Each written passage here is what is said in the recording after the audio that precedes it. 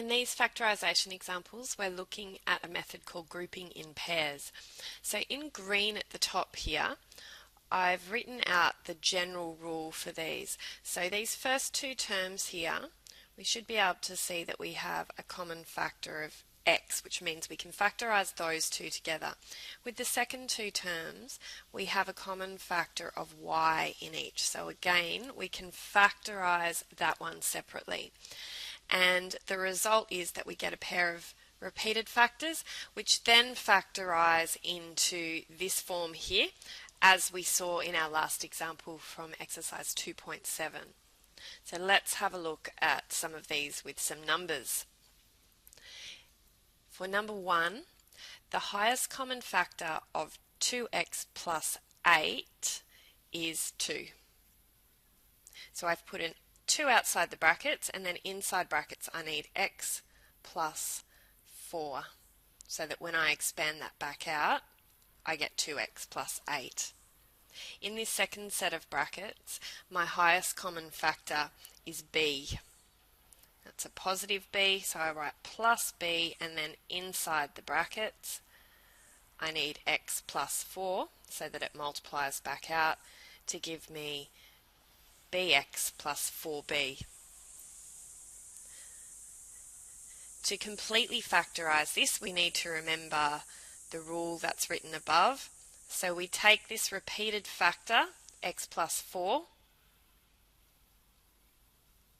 and we write that in our first set of brackets. Then our second set of brackets will contain what's left over, so the 2 plus b.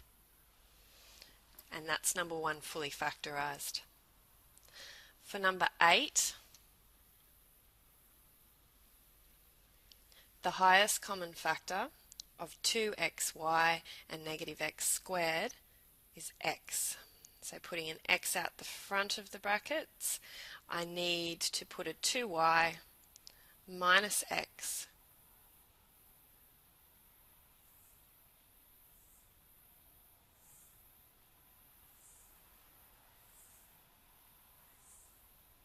in the brackets there, and then I factorise the next section. The highest common factor of 2y squared and negative xy is y. So we have a y outside the brackets, and then inside the brackets we need 2y minus x. So here we should see that we've got another pair of repeated factors.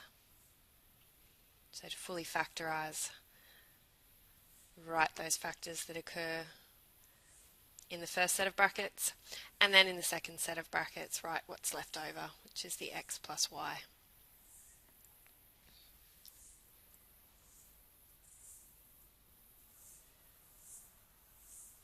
In question 14, these first two terms here can be factorised by taking out a highest common factor of a, b. If we factorise these two terms together, we need an a plus b squared in brackets, and then we now factorise these last two terms together, the highest common factor there being 4, and then inside the brackets we'll need an a plus b squared. I know I've combined them correctly because I have a plus b squared appearing twice as my repeated factor. So I write that down in my first set of brackets. And then I write what's left over in the second set of brackets. So fully factorised, we get a plus b squared times ab minus 4.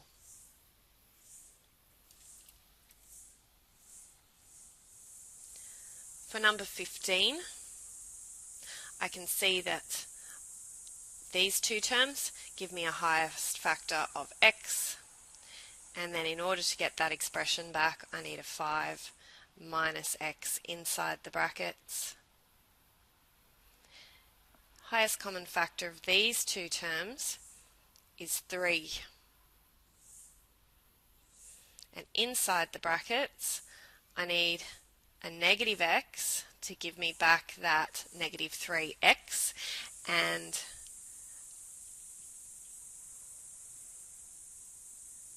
a positive 5 will give me the positive 15 on the end. We do have a pair of repeated factors here, although you may not recognise that right away. So let's just rewrite this out one more time.